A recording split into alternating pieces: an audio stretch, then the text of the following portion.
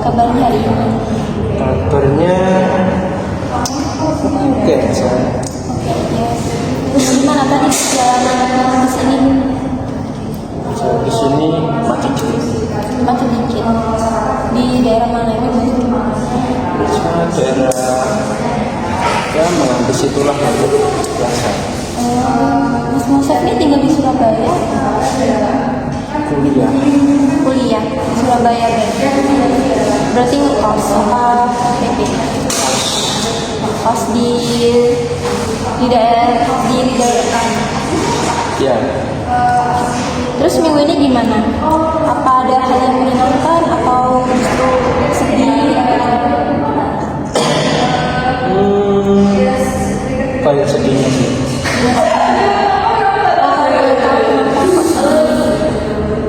Stres aja sih. Stres.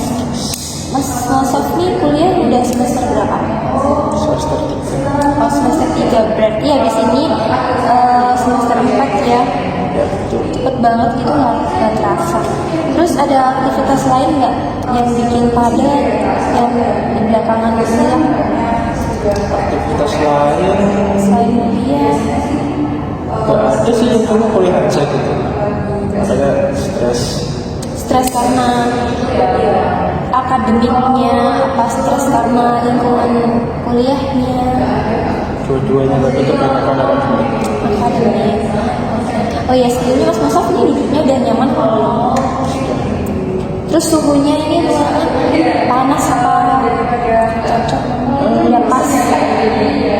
agak panas tapi nggak sampai ekstrim amat gitu, jadi aman aja. Kalau ada yang nggak nyaman, Mas Mosef bisa bilang aja ya. Oke, sebelum kita mulai, aku mau mastiin kalau Mas Mosef itu merasa aman bercerita di sini. Nah, sebelum itu saya mau menjelaskan beberapa asas di mana ada kerahasiaan. Itu Mas Mosef di ruangan ini tuh semua apa yang diceritakan Mas Mosef ini bersifat rahasia dan saya nggak akan bocorkan ke orang lain, kecuali kalau memang kondisinya membahayakan Mas Mosef dan saya akan melibatkan pihak lain tapi dengan Mas Mosef. Terus di sini ada asas keterbukaan di mana Mas Mosef di sini di ruangan ini terbuka bebas bercerita tanpa saya hakimi. Terus apa ada lain yang ingin dipahami atau ditanyakan? Itu aja. Ya. Oh ya Mas Mosef, minggu ini mood Mas Mosef lebih condong ke tenang, capek, apa gimana? Banyak capeknya sih. Banyak capek, berarti ada tekanan ya Mas Mosef? Enggak ada, capek aja. Capek. Kalau nggak tahu capeknya capek yang gimana? Ada faktor apa yang bikin capek? Capek kuliah, terus tak bisa lebih stres juga, jadi ya lumayan kerasa lah. Capek kuliah ya. Apa sih yang bikin capek banget Mas Mosef? Bikin capek tuh tugas-tugas sekolah itu bikin capek. Tugas sekolah. Terus kalau boleh tahu perasaan Mas Mosef hari ini di sini seperti apa? Bingung mau cerita dari mana kan? Bingung aja. Berarti ada sesuatu yang mengganggu pikiran Mas Mosef ya sampai ke sini. Terus belakangan ini tugas atau kegiatan kampus di mana? Tugas atau kegiatan ya gitu-gitu aja, cuma makin kesini kok makin pusing. Pusingnya tuh karena kebanyakan tugas yang menumpuk atau bingung ini tugasnya ini dikerjain dari mana dulu? Saking mepet-mepetnya deadline. Tugasnya nggak numpuk cuma lumayan banyak, terus kadang bingung juga mulai dari mana. Itu kan bikin ini mulai dari mana ya kan, bingung apalagi kelompok. Kalau itu kan tinggal ngerjain selesai ini, kelompok harus konfirmasi juga, itu yang bikin pusing. pusing karena mecah-mecah otak juga ya, kelompok ini belum selesai, kelompok itu belum selesai. Terus bisa menghandle nggak misalnya selama ini? Kadang bisa, kadang enggak. Kadang bisa, kadang enggak. Dari situasi mungkin ya, moodnya juga. Tergantung tingkat stresnya sih. Terus interaksi sama teman-teman di kampus gimana? Atau sama keluarga dari rumah? Interaksi sih normal, tapi kalau lagi capek biasanya saya agak menjauh aja. Mengurung diri, menjauhkan diri gitu. Ya, Kalau boleh tahu, lagi suka kegiatan apa akhir-akhir ini? Untuk menghilangkan, merefleksikan kepala gitu, mungkin ada kegiatan lain. umumnya sih saya olahraga, cuma kalau udah capek nanti ya buat tidur aja udah lumayan lega, lumayan kuat. Oke. Satu kata hari ini apa maksudnya? Hari ini capek. Capek. Berarti benar-benar capek banget gitu ya maksudnya. Ya lumayan lah. Sampai bingung gimana cara ngatasinnya, harus apa, pasti bingung gitu ya. Iya masih bingung. Saya hari ini takdir banget, serba kaget. Tugas baru dikerjain pagi. BPT baru tadi pagi, makalah belum ngerjain, gak bawa laptop kan bingung juga. Ya itu, juga kalau mau ya tapi coba dimitra sendiri. Terus sebelum kesini tadi ngampus dulu apa dari Sebelum kesini tadi ada kelas dulu, ada kelas? Di mana kelas tadi? lumayan bikin capek sih, Capek. capek pikiran lumayan. Berapa matkul? Cuma 2 tapi lumayan kerasa. Oke. Apa ada hal lain yang ingin dibahas lebih dulu di sesi ini? Saya juga bingung mau bahas dari mana. Pokoknya bingung ya, kesini tuh udah capek, udah bingung gitu. Ya, Oke, tadi kita udah pembentukan hubungan. Kalau sudah siap kita mulai. Mas Musaf udah siap belum? Oke, berarti kita bisa lanjut ya. Tadi kan Mas Musaf bilang ya sempat stres akademik itu makin terasa. Terus kalau boleh bisa nggak ceritain lebih dalam? stresnya sih cenderung kebanyakan tugasnya tuh nggak bisa saya kerja sendiri, harus ngaduin kepala banyak orang kan. Saya juga capek sendiri kan, jadi itu tugas kelompok ada tak lima, kalau nggak 4 itu tiap minggu pasti ada tugas kelompok, ada tugas sendiri. Terus ya capek aja kalau banyak tugas kelompok. Jadi pemicunya dan tren itu Ya betul, biasanya mepet-mepet. Ya meskipun seminggu tapi itu satu matkul satu tugas. dari semester 1 sampai sekarang terasa nggak sih perbedaannya? Lumayan, sekarang lebih terasa. Sekarang semester 3. Terus kalau lagi ngerjain tugas itu Mas Musaf ngerasain yang rasanya tuh panik, terus kayak sekarang ini ngerjain tugas A, terus nanti jam setelah itu tugas B ini harus dikumpulin, itu pernah ngerasa panik? Panik sih enggak, tapi rasanya pengen biasa, pengen lari dari kenyataan, tapi kan tugas namanya juga tugas kewajiban, ya mau nggak mau harus dikerjain.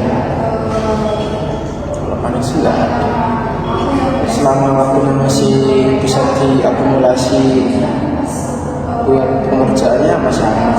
Tapi kalau udah mepet ya panik sedikit dengan jalan. Panik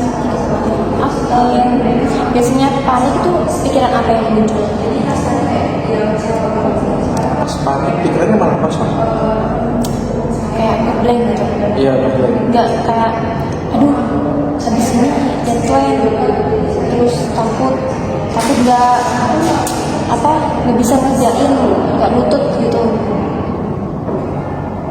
itu malah sebenarnya lebih cepat mengerjakannya, cuma sebelum itu ngeblank dulu, lama dulu, habis itu baru oh iya ternyata bisa gini.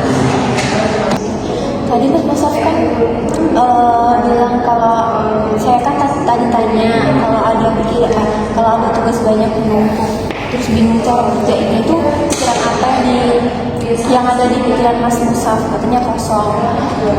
Apa nggak ada pikiran lain kayak misal, aduh aku takut gitu, takut nggak selesai ini tugasnya gitu.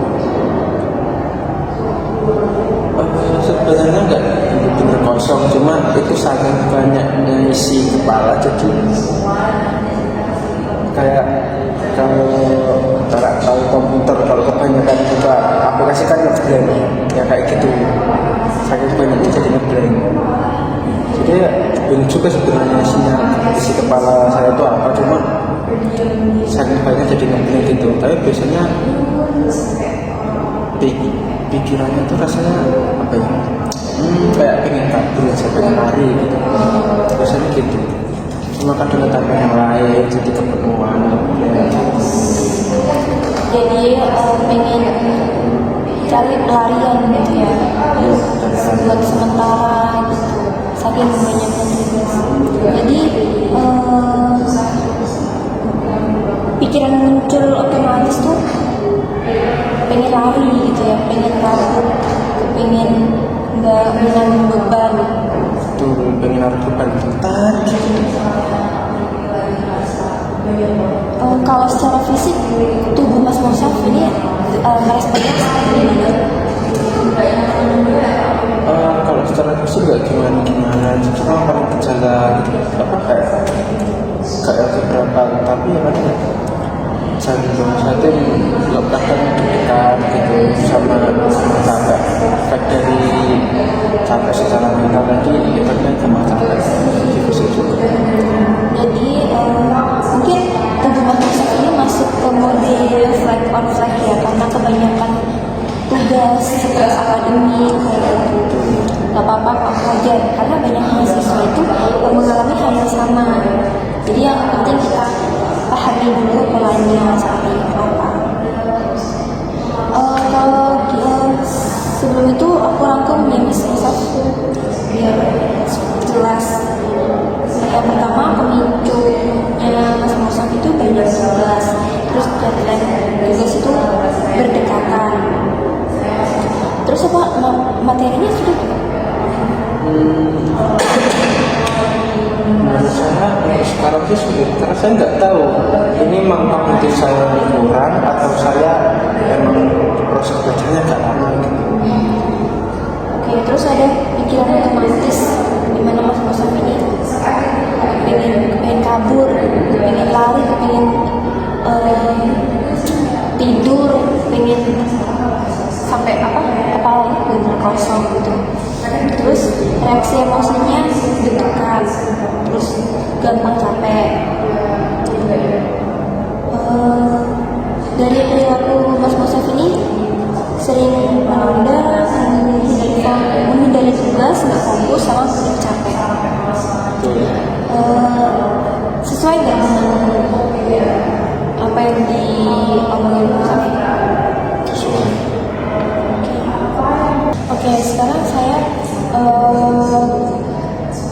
mau Mas Musaf ini belajar keterampilan agar lebih siap menghadapi stres akademik. Dan di sini ada 3 teknik. Yang pertama relaksasi pernafasan, yang kedua self talk positif, dan yang ketiga teknik putar tugas atau chunking.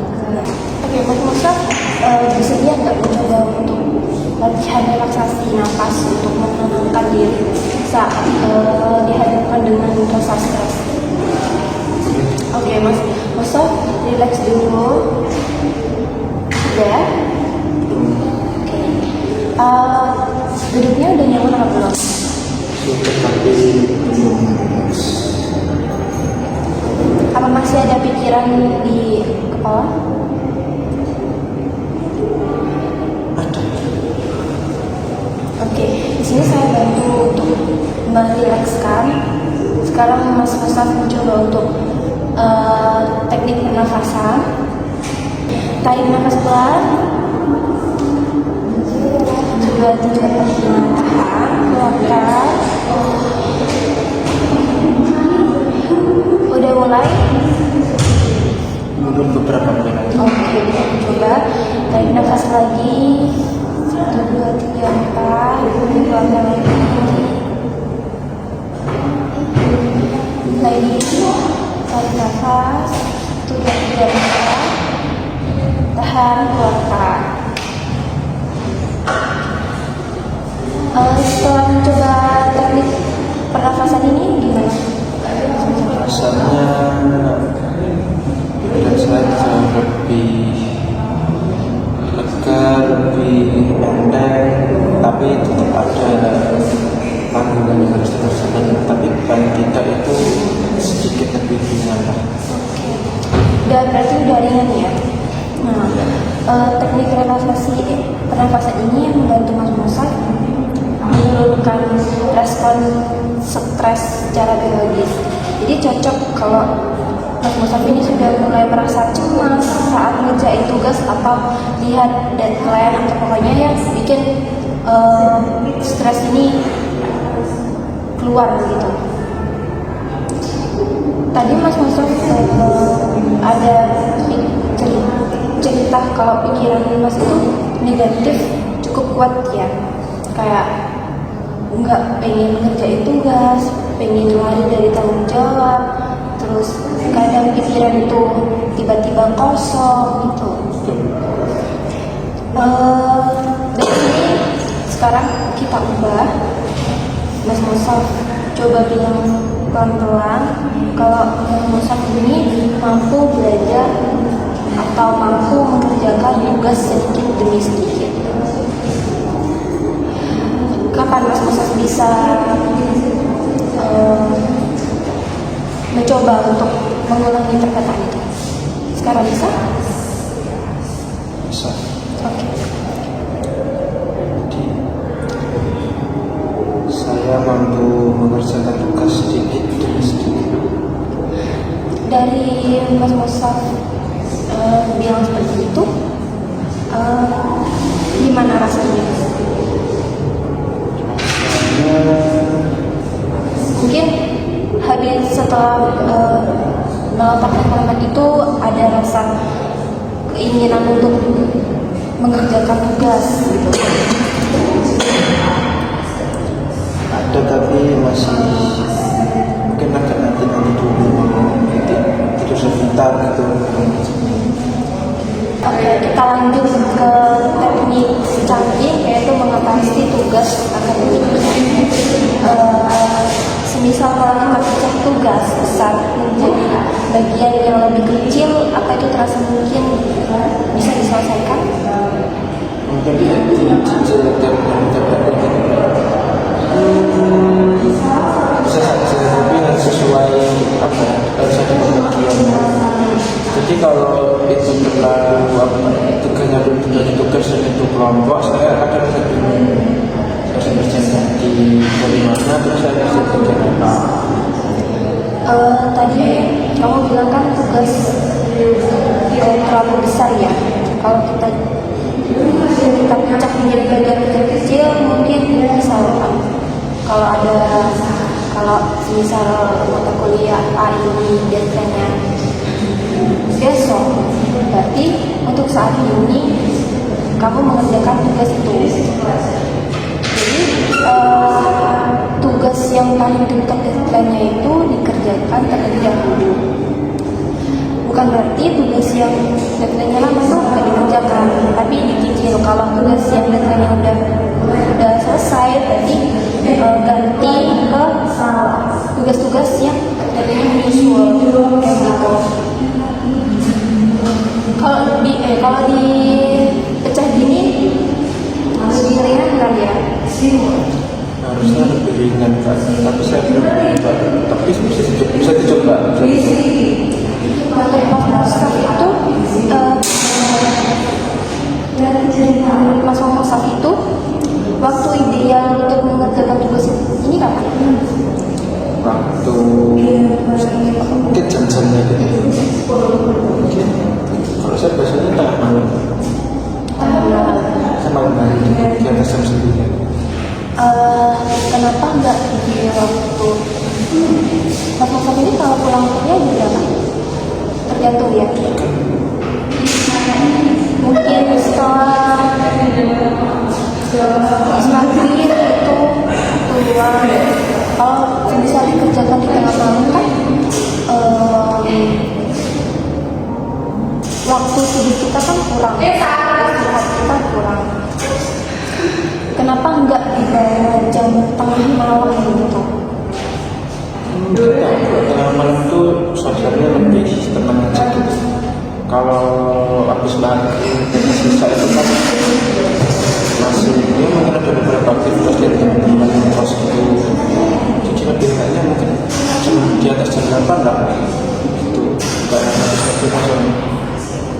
Emangnya kalau dikerjakan di tengah malam itu apakah nggak mengganggu aktivitas Mas Musaf selanjutnya kayak misalnya pas pagi gitu kan?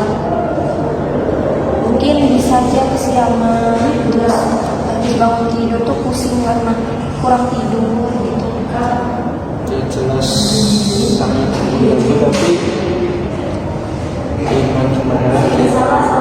mungkin bisa dicoba berlatih ya. Kalau misal sepulang kuliah ada waktu luang gitu udah mulai dikerjakan gitu. Jadi nggak sampai waktu tengah malam karena otak itu kan butuh istirahat, butuh mode sleep gitu ya. Mungkin ada sebabkan lain yang muncul karena mulai mengerjakan gambarannya mungkin harus menggunakan itu ya harus cari momen sama ya mungkin membuka mood yang pas dari tugas gitu ya benar di situ. berarti menurut timing yang pas gitu ya. Oke. Sekarang kita masuk ke tahap penerapan yang dimana masyarakat ini harus bisa pakai keterampilan tadi dalam situasi akademik sehari-hari, termasuk pengelolaan stres. Jadi kita buat skenario nyata dulu ya. Oke, situasi nyata apa yang ingin Mas Musaf ini coba atasi terlebih dahulu? Situasi nyata ya mungkin mengelola stres aja sih biar bisa nugas dengan lancar terus kak ya mungkin menjalani kuliah secara mindfulness ya soalnya kalau tadi yang saya bilang berarti kan kalau udah terlalu penuh kan problem jadi kosong itu jadi gak mindfulness ya misalnya kuliah kan jadi percuma gitu ya mungkin mengatasi stres dan tekanan akademik aja terus. Kalau misalnya ya saya kasih kayak tadi kasus bukan saja kasus kayak semisal Pak kalau besok Mas Musaf ini buka Google Classroom ya terus ada lihat tugas baru apa langkah pertama yang kepingin Mas Musaf ini lakukan? Langkah pertama saya bakal baca dulu tugasnya seperti apa. Mungkin ya kita Mas Musaf bisa mencoba langkah-langkah pertama berhenti 30 detik lalu yang kedua ambil nafas 3-4 kali lalu yang ketiga mengucapkan self-talk positif kayak yang Mas Musaf tadi aku mampu mengerjakan tugas sedikit demi sedikit lalu yang keempat pecah tugas jadi bagian kecil seperti yang kita lakukan tadi. Terus yang kelima bisa mengerjakan 5-20 menit pertama sebagai warm up. Terus yang terakhir evaluasi kecil bilang kayak afirmasi ke diri sendiri kalau udah bisa gerak, udah bisa mulai mengerjakan tugas. Kayak ada dorongan gitu. Itu sih udah jadi rasa lebih siap gitu menghadapi dan dunia kuliah gitu. Oke, bagus. Nilai dari ST itu tujuannya bukan menghilangkan stres sebelumnya, tapi kebal, terus terlatih, terus sudah bisa siap menghadapi stres akademiknya. Mungkin sewaktu-waktu itu ada gitu. Selain dari teknik itu tadi, beberapa teknik yang kita bicarakan tadi, teknik mana yang bakal Mas Musaf pakai ketika ada kayak stres gitu, entah akademik atau apa? Mungkin yang atur nafas tadi, nafas tadi.